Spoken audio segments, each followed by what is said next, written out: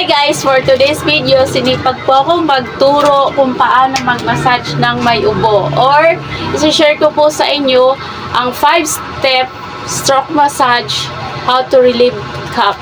Or, 5 strokes which is friction, tapotment, effleurage, vibration, and petrissage. Una po muna ay tapotment. Yun. Tapotment po or yung hacking cupping. Iba po pag may ubo, gaganunin. Yun po yung tapotment or gaganyan.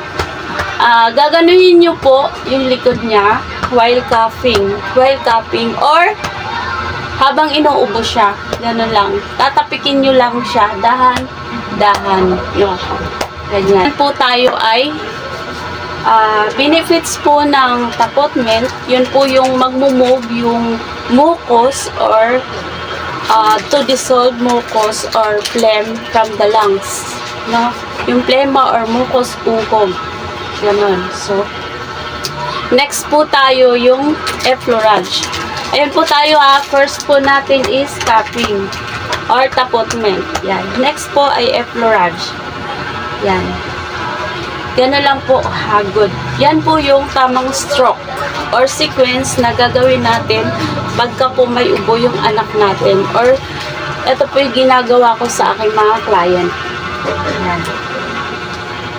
Effleurage. Next video ko po ay ituturo ko yung mga saang part ng katawan yung mamasahiin kapag may ubo.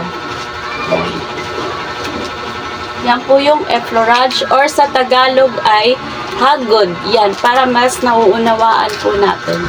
Hello mga kahagod, my dear clients at sa mga nanonood. Naisip ko na lang mag voice over kasi nga po maingay po sa labas ng bahay namin.